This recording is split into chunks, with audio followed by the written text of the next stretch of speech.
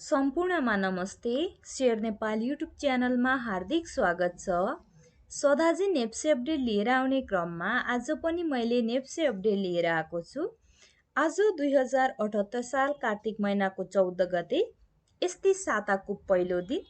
आज नेप्से बढेको छ र यो सँगै टर्नओभर पनि बढी भएको छ। साथीहरू, आज हामी यो भिडियोमा सुरुमा नेप्से अपडेटलाई हेर्नेछौँ। त्यसपछि हामी नेप्सेलाई विभिन्न इन्डिकेटरहरू लगाएर पनि हेर्नेछौँ। कृपया भिडियोलाई अन्तिमसम्म हेरेर साथ दिनुहोला।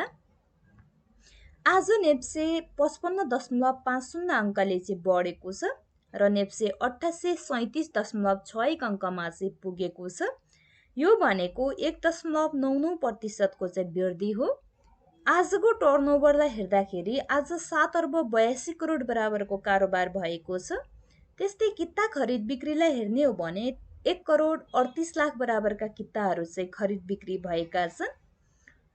आज नेप्सेलाई हेर्दाखेरि नेप्से सुरुमा बढेको देखिन्छ, फेरि घटेको देखिन्छ।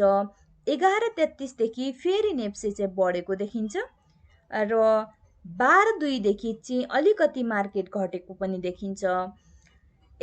12:22 देखि माथि हेर्ने हो भने नेप्सेलाई चाहिँ नेप्सेमा बढ्ने र घट्ने क्रम भने जारी नै देखिन्छ। यसमा चाहिँ घट्ने क्रम भन्दा बढ्ने क्रम चाहिँ बढिरहेको देखिन्छ र अन्तमा आएर नेप्से चाहिँ 2837.61 अङ्कमा चाहिँ उकालो लागेर क्लोज भएको देखिन्छ। त्यस्तै अब आजका टप गेनरहरूलाई हेरौँ। टप गेनरमा चाहिँ युआइसी, सिजिएच, एसएलबिएसएल, एचयुआरजिए, एलबिबिएल, पिपिसिएल, एसएएचएस, आरआरएचपी, केएसबिबिएल र एसएसपिसी चाहिँ टप गेनरमा रहेका छन्। टप गेनरहरूमध्ये आज बढी पर्सेन्टेजले चेन्ज आउने कम्पनीहरूमा चाहिँ युआइसी, सिजिएच, एसएलबिएसएल, एचयुआरजिए, एलबिबिएल र पिपिसिएल चाहिँ रहेका छन्, जसमा चाहिँ 10%ले चेन्ज भएको देखिन्छ भने। अब आजका टप लुजरहरूलाई हेरौँ।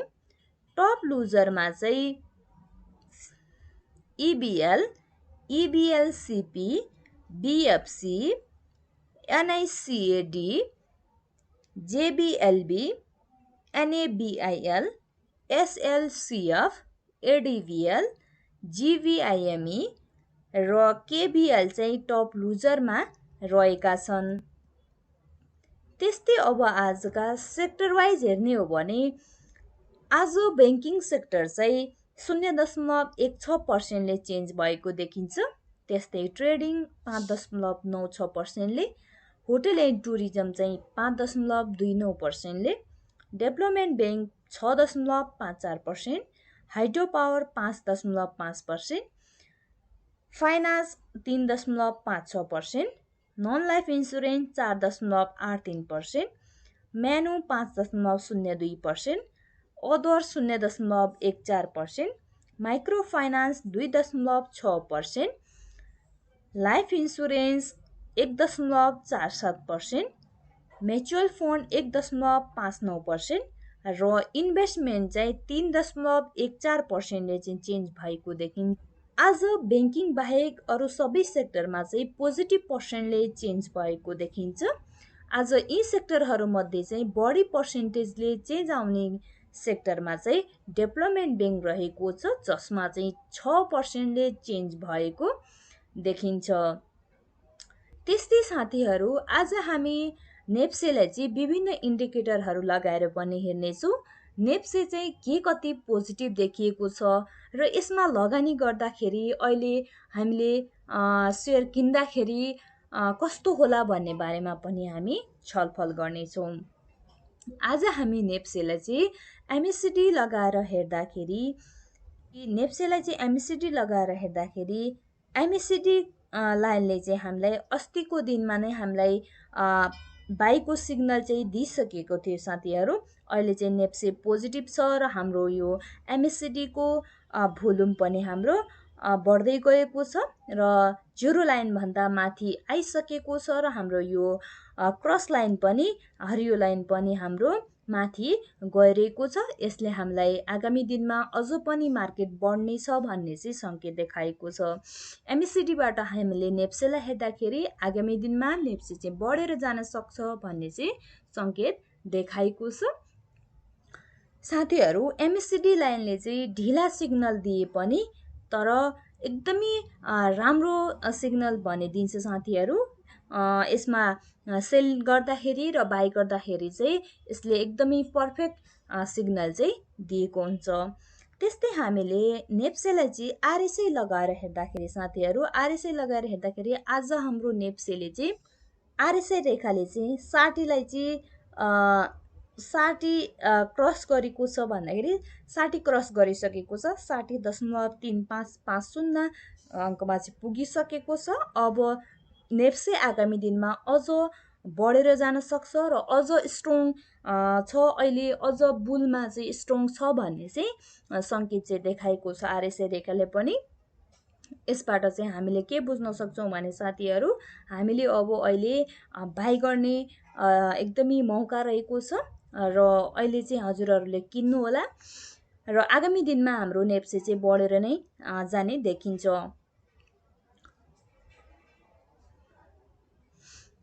अलिकति करेक्सन आए पनि ठुलो करेक्सन भन्ने आउँदैन साथीहरू। 1-2 दिनको चाहिँ करेक्सन हुनसक्छ, त्यसमा चाहिँ हजुरहरूले नआत्तिनु होला। त्यसलाई चाहिँ मौका सम्झेर चाहिँ हजुरहरूले कुनै पनि स्टकहरू हजुरहरूले चाहिँ किन्न चाहिँ सक्नुहुनेछ। त्यस्तै हामीले नेप्सेलाई चाहिँ बोलिन्जर ब्यान्ड लगाएर हेर्दाखेरि पनि बोलिन्जर ब्यान्डको चाहिँ 2टा रेखा चाहिँ माथि उठिसकेको छ साथीहरू र हाम्रो तेस्रो रेखा पनि पोजिटिभ नै देखिन्छ, किनभने हाम्रो बोलिन्जर ब्यान्डको 2टा रेखालाई चाहिँ हाम्रो मार्केटले चाहिँ क्रस गरिसकेको छ। यसले चाहिँ आगामी दिनमा मार्केट चाहिँ अझ बढेर जान सक्छ भन्ने चाहिँ सङ्केत देखाएको छ। तर यो बोलिन्जर ब्यान्डको यो माथिल्लो रेखाकोले चाहिँ के देखाएको छ भने अलिकति चाहिँ यो रेखाभन्दा चाहिँ बाहिर चाहिँ आएको छ र यसले चाहिँ 1-2 दिन अलिकति करेक्सन आउँछ कि भन्ने चाहिँ सङ्केत देखाएको छ साथीहरू। यसमा चाहिँ करेक्सन आएको बेला चाहिँ हजुरहरूले किन्न सक्नुहुनेछ, सस्तोमा चाहिँ किन्न चाहिँ सक्नुहुनेछ।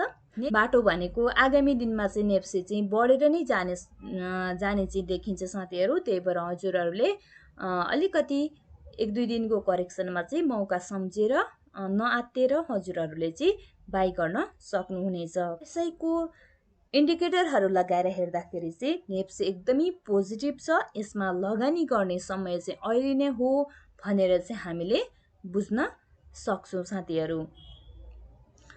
अब जुन साथीहरूले अस्तिका दिनहरूमा एमएससीडी लाइनले चाहिँ जब यो हरियो लाइनले रातो लाइनले चाहिँ तलबाट माथितिर चाहिँ काटेको दिन बाईको सिग्नल चाहिँ दिइसकेको थियो एमएससीडी लाइनले, जुन दिन यसमा चाहिँ साथीहरूले किन्नु भएको छ भने त्यति बेला किनेको साथीहरूले चाहिँ अहिले चाहिँ फाइदा नै भएको छ र आगामी दिनमा पनि नेप्से बढेर नै जाने देखिन्छ। त्यही भएर उनीहरूले चाहिँ एकदमै राम्रो फाइदा चाहिँ कमाउने भए र अझै पनि मार्केट धेरै बढिसकेको छैन साथीहरू। हाम्रो 3200 पुगेको मार्केट चाहिँ हाम्रो अहिले त भनेको हाम्रो 88 मै छ। त्यही भएर अहिले पनि किन्दाखेरि ढिला भएको छैन। हजुरहरूले चाहिँ आगामी दिनमा राम्रो नै फाइदा कमाउन सक्नुहुनेछ। तर बीचबीचमा भने अलिकति सानो करेक्सन भने आउन सक्छ साथीहरू, त्यसमा चाहिँ हजुरहरूले चाहिँ नआत्तिनु होला। अब मार्केट चाहिँ हाम्रो बढेर नै जाने देखिन्छ। हवस् त साथीहरू, आजको नेप्से अपडेट यति नै। फेरि पनि हामी आगामी दिनहरूमा शेयर सम्बन्धी विभिन्न जानकारीमूलक भिडियोहरू लिएर आउने नै छु र हजुरहरू हाम्रो च्यानलसँग जोडिएर बस्नुहोला। धन्यवाद।